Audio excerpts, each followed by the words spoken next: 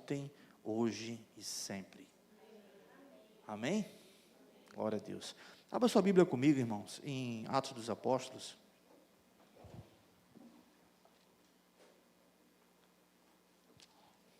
Capítulo 19.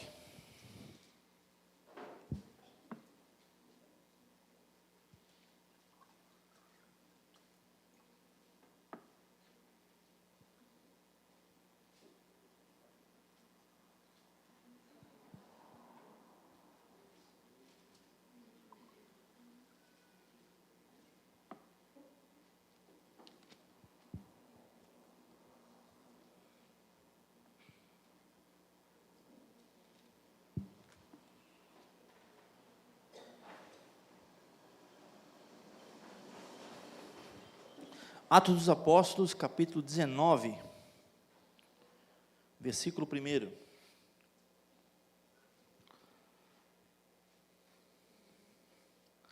Enquanto Apolo estava em Corinto, Paulo, atravessando as regiões altas, chegou a Éfeso. Ali encontrou alguns discípulos e lhes perguntou: vocês receberam o Espírito Santo quando creram? Eles responderam: não, nem sequer ouvimos que existe o Espírito Santo. Então, que batismo vocês receberam? Perguntou Paulo. O batismo de João, responderam eles. Então disse Paulo: o batismo de João foi um batismo de arrependimento. Ele dizia ao povo que cresce naquele que viria depois dele, isto é, em Jesus. Ouvindo isso, eles foram batizados em nome do Senhor Jesus. Quando Paulo lhe impôs as mãos, veio sobre eles o Espírito Santo, e começaram a falar em línguas e a profetizar. Eram, ao todo, uns 12 homens. Paulo entrou na sinagoga e ali falou com liberdade durante 3 meses, argumentando convincentemente acerca do reino de Deus.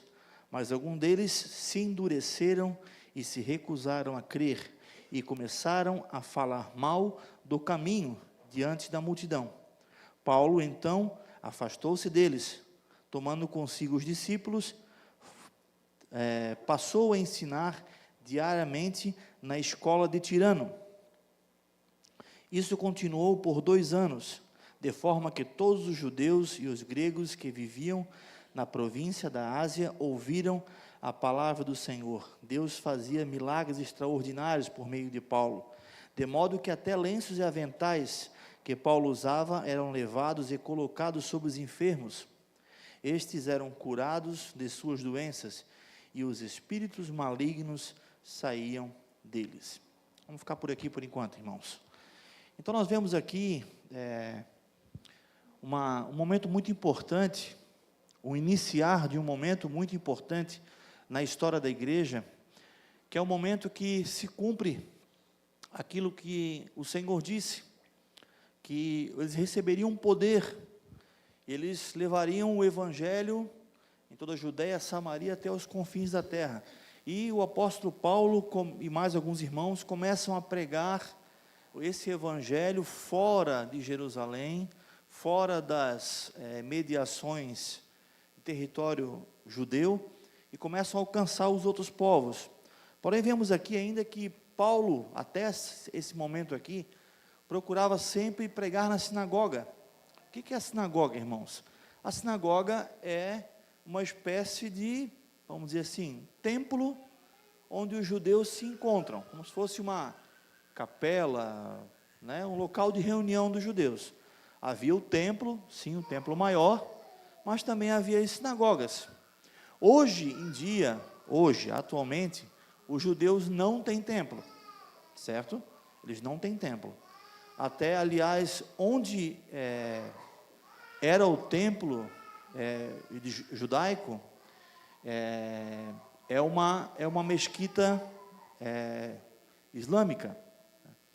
Então, e há um projeto, há um sonho, há um desejo que Israel venha construir esse novo templo. Até isso, segundo alguns teólogos creem, é parte da confirmação dos eventos do final dos tempos, né? A reconstrução do templo. Mas enfim, isso é uma outra história. Mas atualmente Israel não se reúne no templo, se reúne em sinagogas. E as sinagogas até hoje existem no mundo inteiro. Então, onde tem uma cidade, onde tem judeus, ali tem uma sinagoga. Em Itajaí, eu acho que não tem sinagoga, né? Eu acho que não. Não sei, são poucas cidades assim que tem sinagogas, né? Mas eu sei que São Paulo tem, que é um grande centro, enfim. E aqui nesses países que não eram países judeus, como ele estava aqui em Éfeso, né? Havia uma sinagoga. E onde tinha uma sinagoga, Paulo ia pregar. Aí quem ele encontrava naquela sinagoga? Geralmente judeus. Sejam judeus de nascimento, que moravam em Éfeso, ou judeus convertidos ao judaísmo. Porque existem pessoas que não são realmente de linhagem judaica, mas se convertem ao judaísmo. Existem isso, já existia naquela época, né? Então ele pregava para um público, vamos dizer assim, que conhecia o Deus de Israel. E aqui aconteceu isso. Ele foi pregar lá e houve uma resistência desse povo. Mas vemos também aqui no começo, ali do capítulo 19, que eles encontraram 12 discípulos, e ali Paulo pergunta a eles se eles receberam o Espírito Santo quando creram. E ali eles disseram que nem sequer conheciam o Espírito Santo. E diz a palavra que eles eram discípulos, ou seja, eles seguiam o caminho do Senhor, né, através da pregação de João Batista, que preparou o caminho para o Senhor Jesus, mas eles conheciam o caminho do Senhor, porém não tiveram uma experiência com o Espírito Santo. E ao ler esse texto aqui, isso me saltou muito aos olhos, sobre a vida da igreja, sem o poder do Espírito Santo. O Senhor me chamou a atenção sobre o perigo que nós temos de muitas vezes não buscarmos a direção, o poder do Espírito Santo, a intimidade com o Espírito Santo, a experiência com o Espírito Santo. E muitas vezes conhecermos Jesus de uma forma teórica, porque outras pessoas nos falaram e a gente acaba sendo convencido de uma verdade, mas na realidade não temos uma experiência real com o Espírito Santo em nossas vidas. Diz a palavra que eles foram batizados em nome de Jesus, receberam imposição de mãos e receberam o Espírito Santo. Começaram a falar em outras línguas e a profetizar. A questão do falar em línguas e profecia, já fala de carismas, são dons do Espírito Santo. Mas o fato de receber o Espírito Santo, isso é para todo o crente. Todo o crente. Nós precisamos, amados, ter experiências com o Espírito Santo em nossa vida. Porque o Espírito Santo, ele é o selo da nossa salvação. E muitas vezes nós somos convencidos que estar na igreja é bom, que ouvir a palavra é bom, nós gostamos daquele irmão que dá um abraço legal e que ele fala palavras bonitas, nós gostamos da pregação que é feita nos cultos, mas nós não buscamos uma experiência direta com o Espírito Santo. Muitos até chegam a ser batizados, congregam, mas eles não têm uma experiência com o Espírito Santo.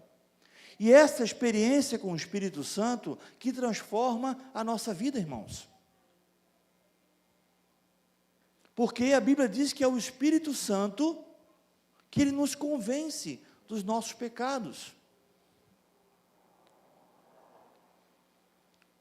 Eu sei que, quem sabe para muita gente, eu confesso que em algumas coisas eu até me incluo junto nesse grupo de pessoas. Quando fala-se de manifestação do Espírito Santo, se vem à memória algumas coisas escandalosas que acontecem. Algumas coisas desnecessárias. Alguns aflorar exagerados da alma. Mas nós não vemos isso na Bíblia Sagrada. Nós vemos pessoas que são tocadas pelo Espírito Santo e começam a fazer a diferença. Pessoas começam a mudar o seu comportamento mediante uma experiência com o Espírito Santo. E essa experiência, irmãos, ela é necessária em nossas vidas. A forma que ela vai se manifestar em nós, isso é apenas um detalhe. Eu, quando tive uma experiência com o Espírito Santo, eu não fui batizado no Espírito Santo e comecei a falar em línguas. Comigo não foi assim. Depois de alguns meses, fui batizado com o Espírito Santo, eu comecei a orar em línguas, falar em línguas. Isso foi depois. Eu nunca tive dom de profecia. Deus já me usou às vezes com revelações, sim, mas nunca tive dom de profecia. Porque o Espírito Santo se manifestar em nós, não é de uma forma apenas, irmãos, mas é uma atuação dentro de nós. É essa sintonia, essa liberdade que nós damos para Ele operar em nossas vidas e nos santificar. É o Espírito que nos santifica, através da palavra, nos mostrando os nossos pecados. É o Espírito que nos traz vida, quando lemos o texto da palavra de Deus, e Ele fala ao nosso coração. Irmãos, tem ateu que já leu a Bíblia diversas vezes. Sabia disso? Então, o fato, às vezes, de lermos a Bíblia apenas, às vezes não é suficiente.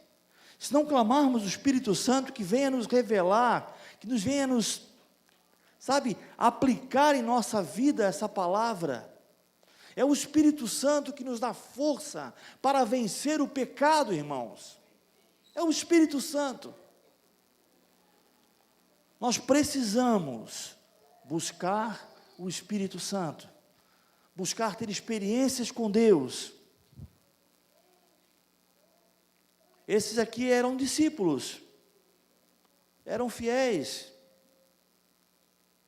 seguiam o caminho, mas nem sabiam o que era o Espírito Santo. Pergunta a você, meu irmão, você sabe o que é o Espírito Santo? Você clama ao Espírito Santo? Você pede ao Senhor que sonde o seu coração, você pede ao Senhor que venha ministrar ao seu coração, que venha expurgar o seu pecado?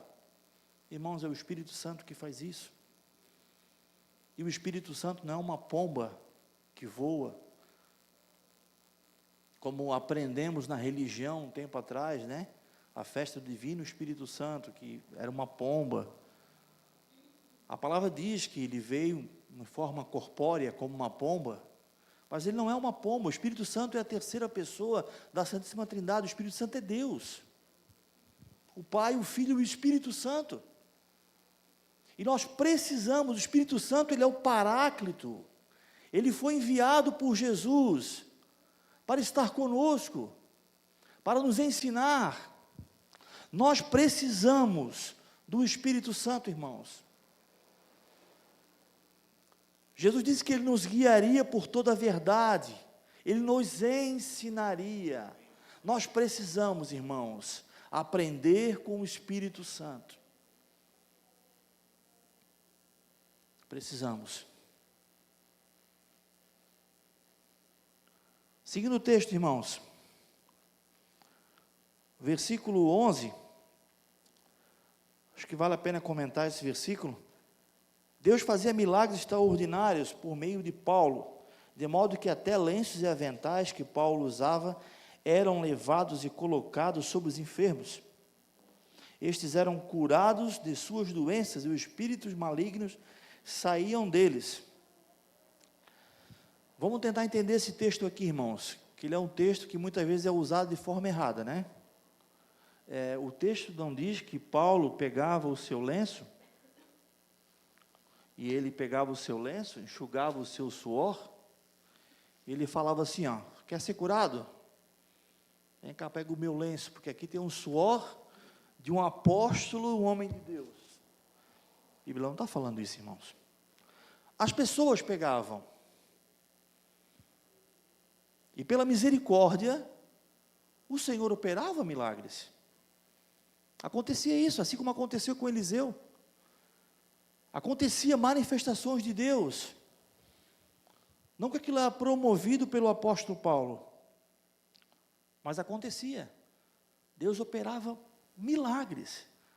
O que nós vemos hoje, irmãos, é uma enchente de superstição, uma enchente de pessoas transbordando heresias, usando textos bíblicos sem nenhum contexto, levando pessoas a colocar sua fé em objetos, em lenço ungido, em rosa ungida, em sal ungido e muitas coisas ungidas, se repetindo diversas heresias do passado, que eram cometidas na Idade Média, as indulgências. Vemos hoje em dia pessoas comercializando o dom de Deus, e banalizando o poder de Deus. Deus pode curar? Claro que pode, Deus cura. E não queira, meu irmão, não queira, não coloca Deus dentro de uma caixinha, e diga assim, ó, Deus, Ele age dessa forma na minha vida. Nós não conseguimos limitar o poder de Deus. Nós não conseguimos limitar as formas que Deus pode agir. Deus pode curar através de um lenço? Pode. Ele é Deus. Mas agora Deus não quer que nós transformamos isso em uma fonte de superstição, onde as pessoas começam a botar a sua esperança em coisas desse tipo, a sua esperança em coisas palpáveis, a sua esperança em objetos, achando que se elas derem aquela oferta para ganhar aquele objeto, elas vão alcançar aquela cura, aquela libertação, aquela prosperidade financeira. Não, irmãos, não. Mas o nosso Deus pode fazer. De coisas inusitadas, Deus pode realizar coisas maravilhosas. Maravilhosas. O nosso Deus, Ele é poderoso, irmãos. E nós não temos dimensão do tamanho do poder de Deus. Nós não temos. Nosso Deus reconstrói aquilo que foi destruído. Eu estou falando de um casamento? Sim. Mas estou falando de um órgão também. Deus reconstrói. Deus pode fazer aquele que estava morto voltar à vida. E nós temos experimentado isso em nossa vida. Nós temos visto o poder de Deus em nossa vida. Temos visto pessoas sendo curadas de forma inexplicável. Porque o nosso Deus é poderoso. Só que, infelizmente, a igreja do Brasil, em especial, ela está com medo de alguns tipos desses de comentários, porque parece que sempre depois de um comentário assim, vai vir algum apelo financeiro. E, infelizmente, é verdade. Quando se fala de prosperidade, ou quando se fala de cura, ou quando se fala de alguma coisa para se alcançar, parece que vem uma contrapartida que temos que fazer para que Deus nos dê. Irmãos, Deus não nos cobra nada para operar em nossas vidas. Sabia disso? Aquilo que nós damos para Ele é meramente gratidão. Porque tudo que nós temos, primeiramente, nós não somos merecedores. E segundo, simplesmente, é a sua bondade e a sua graça sobre nós. Mais nada. Então, quem sabe se você aprendeu, algum tempo lá atrás, que você precisa cumprir uma corrente. Eu vou fazer uma corrente de 12 cultos para receber uma cura. Aqui não fazemos isso, mas quem sabe você aprendeu, você faz esse propósito. Não precisa se fazer uma corrente de 12 cultos para receber uma cura. Não precisa, irmãos. Eu vou dar uma boa oferta para que meu esposo consiga um emprego. Não precisa, irmão, você fazer isso. Não precisa. Eu vou dar o meu dízimo, porque senão o devorador vai comer todas as minhas finanças. Não precisa, irmão. Não precisa. Porque quando nós dizimamos ao Senhor e ofertamos, nós estamos devolvendo aquilo que é dele. E aí sim, há uma promessa na nossa vida, de bênção. Mas Deus não nos cobra nada, irmãos, nada. Isso é muito sério, irmãos. Porque muitas vezes a gente está acostumado a viver debaixo de um cabresto. Quando alguém manda, a gente obedece. E só dessa forma que isso acontece alguma coisa. Quer dizer a você, meu irmão, que Deus não quer botar cabresto em ninguém. Deus quer que você tenha intimidade com Ele. Porque Ele quer falar ao teu coração. Ele quer transformar a tua vida. Começar a transformação dentro do seu coração. E essa obra, só quem faz é o Espírito Santo, irmão. Por isso, se você, de repente, nunca clamou ao Senhor, ao Espírito Santo, que sondasse teu coração, que falasse contigo, eu desafio você a começar a fazer isso a partir de hoje. Você comece a orar e converse com o Espírito Santo durante o seu dia. Converse com Ele. Quem sabe aquele pecado que você não consegue deixar de forma nenhuma. Você diz que vai conseguir, mas você, quando está lá e pega e vê uma coisa que não presta ali nas suas redes sociais, no seu celular, mas você não quer aquilo. Eu creio que você não quer mesmo. Eu creio que você não é maldoso, mas você não consegue, você não tem força para se libertar daquilo. Meu irmão, você não tem força mesmo. Está completamente certo. Você não tem força. Você precisa do poder de Deus na tua vida. Clama ao Senhor, clama ao Senhor. Pede que o Senhor venha transformar a sua vida. Que o Espírito venha te convencer. É Ele que nos convence. Nós podemos ouvir pregações das mais maravilhosas, irmãos. Quem convence é o Espírito Santo.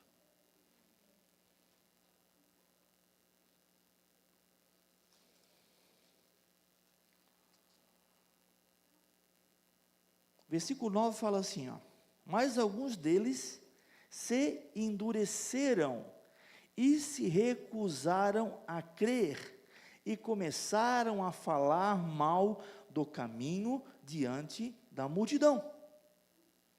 Esse aqui é bem esse exemplo mesmo. Paulo começou a pregar na sinagoga, começou a pregar, e falar de Cristo, e falar do Senhor. Esses judeus aqui, eles se endureceram, fecharam o coração para a palavra. Diz o texto que muitos ali receberam a Cristo. Outros endureceram o seu coração. Então, meu irmão, a palavra foi pregada para duas pessoas diferentes. A mesma palavra. Porém, um tipo de pessoa endureceu o coração. Outro tipo de pessoa abriu o coração para que o Espírito Santo trouxesse a revelação daquilo que estava errado. Quantos de nós, irmãos, ouviram uma pregação, e nessa pregação, enquanto o pregador ministrava, isso acontece comigo muito, tá, irmãos? Eu creio que isso é uma das formas que o Espírito Santo se manifesta. Não sei se alguns irmãos também passam por isso. Enquanto o pregador está ministrando, parece que tem uma outra voz no consciente que fica falando outras coisas a respeito daquele assunto mais particular da minha vida. Como se fosse assim, eu sempre uso esse exemplo, né? Como se fosse uma tradução simultânea para a minha realidade. Tanto é, irmãos, que já aconteceu muitas vezes de eu terminar uma pregação e vem uma pessoa até mim e fala: pastor, Deus falou muito comigo quando o senhor falou aquilo. Aí eu falei: cara, mas eu não falei aquilo. Mas foi a forma que o Espírito Santo trouxe ao coração daquela pessoa, aquele assunto específico da vida dela. Assim Deus fala conosco também. Existem particularidades em nós, irmãos, que só Deus sabe. Que só Deus sabe. Muitas vezes se guardamos segredos dentro de nós, ocultos, que Ninguém sabe. Mas Deus sabe. Deus sabe. E Deus quer trazer a cura específica para a tua vida, naquele aspecto, naquele ponto, onde você precisa ser curado. É só o Espírito Santo, irmãos, que tem esse poder de realizar essa transformação dentro de nós. Por nossas forças, nós não conseguimos.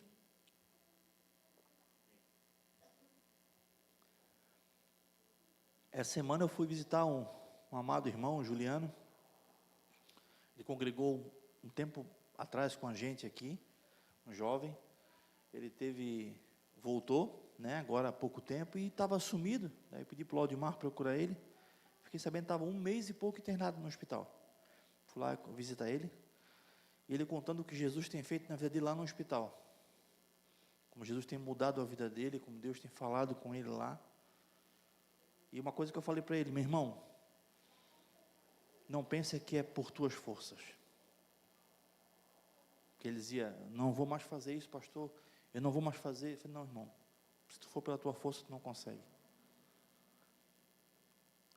É igual aquela história, né? A gente, às vezes consegue vitória em alguma coisa e pensa que a atribuição da vitória foi mérito do nosso esforço. Mas na realidade não é. Quem sabe houve uma iniciativa nossa. Mas o mérito de alcançarmos aquilo sempre vem de Deus. Sempre, irmãos. A glória sempre tem que ser para Ele. Sempre para Jesus. Amém? Então, se você tem passado por situação que você tem todas as suas forças, se não tem conseguido, clama ao Espírito Santo. Clama por tudo, né? Por tudo, irmãos. Tudo, tudo. Dependência total do Senhor, sempre, sempre. Versículo 13, irmãos. Alguns judeus que andavam expulsando espíritos malignos tentaram invocar o nome do Senhor Jesus sobre os endemoniados, dizendo: em nome de Jesus, a quem Paulo prega, eu ordeno que saiam. Os que estavam fazendo isso eram os 7 filhos de Seva, um dos chefes de sacerdotes dos judeus. Um dia, o espírito maligno lhe respondeu: Jesus eu conheço, Paulo eu sei quem é, mas vocês, quem são? Então, o endemoniado saltou sobre eles e os dominou, espancando-os com tamanha violência que eles fugiram da casa nus e feridos. Quando isso se tornou conhecido de todos os judeus e gregos que viviam em Éfeso, todos eles foram tomados de temor, e o nome do Senhor Jesus era engrandecido. Vimos aqui pessoas que se iludiam ser usadas por Deus, né? Se iludiam ao ponto de o próprio demônio que estava na pessoa dizer: ó, Jesus eu conheço, Paulo eu sei também quem é, mas vocês quem são? Não podemos nos enganar, irmãos. Às vezes fazemos algo para Deus, a obra de Deus, de qualquer maneira. Fazemos as obras de Deus na força da nossa carne, sem o poder do Espírito Santo. No final dos evangelhos, Jesus fala que Ele daria o poder do Espírito sobre eles, os discípulos, que eles fariam grandes obras, milagres, curariam enfermos, expulsariam demônios. Isso, irmãos, é pelo poder do Espírito Santo. Mas muitas vezes nós queremos fazer algo para Deus de acordo com as nossas forças, de acordo com o nosso conhecimento, a nossa experiência, aquilo que nós vimos, ou por meio de cópia. Irmãos, é pelo poder do Espírito Santo. E eu falo isso quando muitas vezes nós temos o dom natural. E achamos porque temos o dom natural, nós podemos fazer qualquer coisa para Deus. Muito cuidado, irmãos, com isso. Muito cuidado.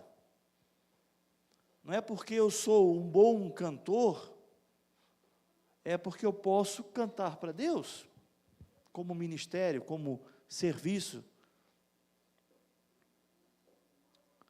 E quando eu falo de cantar para Deus, é alcançar pessoas com esse dom.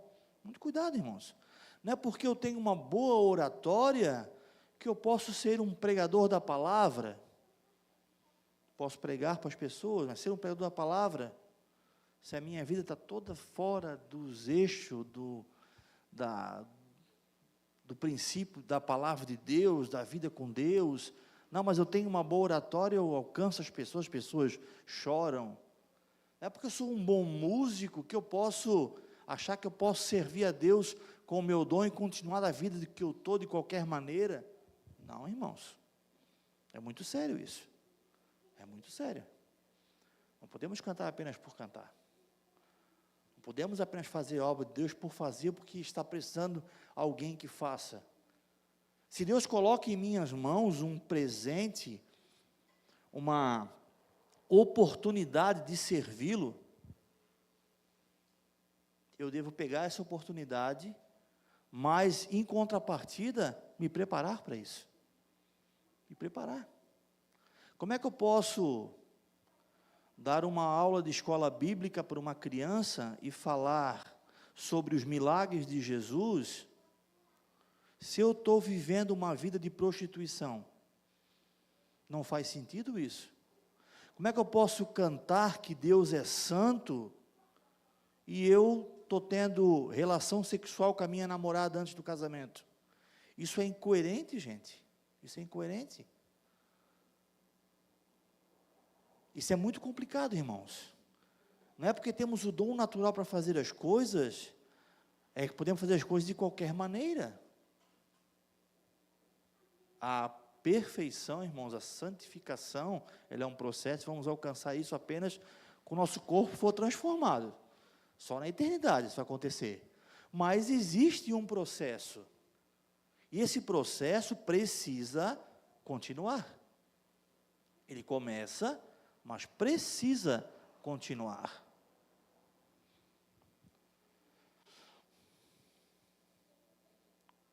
Infelizmente, hoje em dia não, isso acontece há um tempo já, né? Existem músicos profissionais que tocam na igreja, deixa eu explicar bem isso aí, né? Isso não é de todo errado, vou explicar. Mas eles tocam na igreja como se tocassem em qualquer lugar, e fazem a sua agenda na igreja, e tocam na balada, e tem uma vida de prostituição, e fumam, bebem, usam droga, mas botam roupa de crente, vão para a igreja e tocam porque é a sua profissão. Isso está há muito tempo já, irmãos.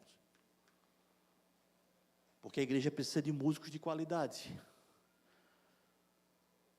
Então, preferem, ao invés de ter um ministério mais simples, que tenha um músico de qualidade, e não está nem aí para a vida que eles têm e o que estão fazendo. Irmãos, não podemos brincar com Deus, irmãos. Se Deus te deu algum talento, seja ele musical, de oratória, ministrar com pessoas, enfim, faça isso com temor e santidade. Faça isso com coração, sabe, temeroso que, poxa, estou servindo ao meu Deus. Você é responsável de ficar na porta, cuidar dos carros, cuidar das crianças. Meu, que privilégio que eu tenho, Senhor, de te servir. Eu vou me santificar para isso, me preparar, porque eu quero ser um canal de bênção.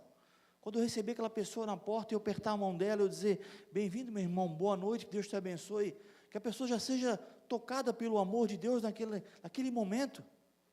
Irmãos, isso é temor do Senhor. Nós precisamos desse temor.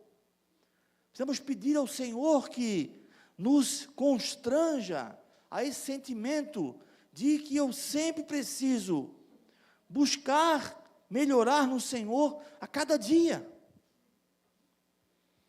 Quem pensa que alcançou já um patamar, irmão, de santidade, Meu Deus, como se engana. Então esses homens aqui foram envergonhados. E diz a Bíblia aqui que houve um temor, irmãos. Houve um temor grande nas pessoas. Quando ouviram o demônio lá, o endemoniado falar que conheciam Deus, Jesus, conheciam Paulo, mas eles não conheciam. Versículo 18. Muitos dos que creram vinham e confessavam e declaravam abertamente suas más obras. Isso aqui, irmão, isso aqui é muito forte. Isso aqui é uma das características daquele que entrega a sua vida a Cristo. O desejo de botar para fora aquilo que fez de errado, do arrependimento, da confissão de não querer mais ser aquilo que era. Nós precisamos declarar aquilo que nós éramos e que não queremos ser mais. E o versículo continua ainda, dessa maneira, 19, grande número dos que tinham praticado o ocultismo reuniram seus livros e queimaram publicamente. Calculado o valor total, esse chegou a 50.000 dracmas. Dessa maneira, a palavra do Senhor muito se difundia e se fortalecia. Isso fala muito conosco, irmãos. Muito. Fala muito conosco. É você olhar para a sua vida e você falar, isso aqui, não pertence mais a mim. Eu preciso jogar fora. Mesmo que isso seja uma coisa que para mim custou muito. Eu não quero mais essa vida para mim. O que acontece, infelizmente, é que a gente gosta de servir a Jesus, aquilo é gostoso, mas eu vou levando em paralelo com a minha vida, como ela já é. Eu só coloquei uma coisa a mais na minha vida. Eu não tinha Jesus, eu não tinha uma igreja, agora eu tenho Jesus, tenho uma igreja, eu dou paz do Senhor, eu continuo a minha vida igual. Não, irmãos, não. Quando nós conhecemos a Jesus, tem coisas em nós que precisam ir embora. Às vezes não é física, às vezes não é coisas materiais. Aqui o caso era bem específico, era o ocultismo, mas às vezes é também. Às vezes são coisas que têm que ir embora do meu vocabulário. Coisas que eu falava que eu não posso falar mais. O que nós vemos hoje em dia, irmãos, cristão, com a boca suja, falando palavrões que nem ímpio falam, não está brincadeira isso. E ainda dizem que esse negócio que não pode falar palavrão é coisa de religioso. Tudo que não quer mudar, fala que é religioso. Virou uma moda agora. Isso é religiosidade.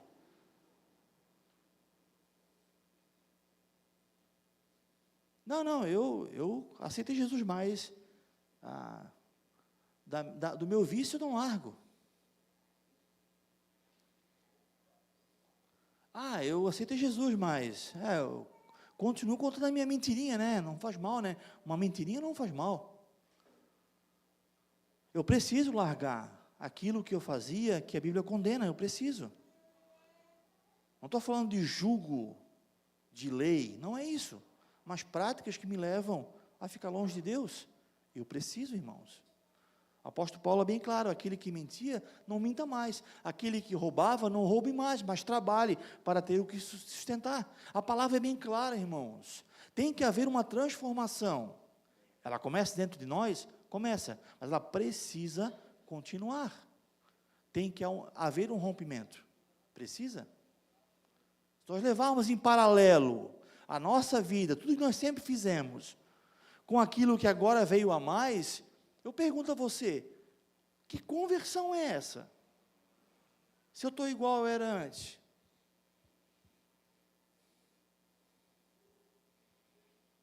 Que conversão é essa, irmãos? Aí vai ser igual a esses artistas aí, que se convertem agora e se metem no meio aí para fazer sucesso, e se corrompem dizendo que tem Jesus no coração. O que elas fazem na profissão delas não importa. Tem até prostituta gospel. É a minha profissão, eu sou prostituta, então eu posso ser prostituta, porque é a minha profissão. Espera aí, gente. Eu preciso largar aquilo que Deus não gosta. Eu preciso. Eu preciso abandonar as práticas da minha vida que Deus não se agrada. Eu preciso. Mas essa obra, meu irmão, ela só vem pelo Espírito Santo. Se eu ficar falando aqui a noite inteira e você não deixar o Espírito Santo falar contigo, nada adianta. Aí vira a questão do jugo. Aí eu falo, para ser da comunidade amar, tem que fazer isso, senão não é. Tem que ser assim, tem que ser assim. Tem gente que gosta de regra. Tem que ser assim, tem que ser assim. Não, irmão, você tem que orar, você tem que ler a palavra. A palavra tem que falar contigo. Você leu na palavra ali, o Espírito Santo te convenceu desse pecado? Deixa, larga, abandona. Esses homens e mulheres poderiam muito bem, né? Eu não quero mais a obra da feitiçaria, mas deixa meu livro lá, né, para me lembrar de quando eu fazia isso, para testemunhar. Não quero mais isso, não quero mais. Eu tenho o hábito de olhar lá o signo para saber como é que vai ser ao meu dia hoje, né? Eu consulto o cartomante, enfim. Abandona, deixa. Conversão é isso, irmãos, é mudar de sentido, mudar de direção. Nós precisamos mudar de direção, senão não é conversão. É mudar o sentido. Eu fazia, não faço mais.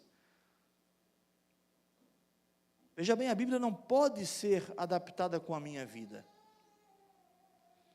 Mas eu preciso me adaptar pelo que a Bíblia diz. Quem eu sou em casa, quem eu sou no trabalho, quem eu sou na minha vida social, precisa estar respaldada pela palavra de Deus. Senão, irmãos, nada faz sentido. Amém? Vamos orar ao Senhor? Se puder ficar de pé.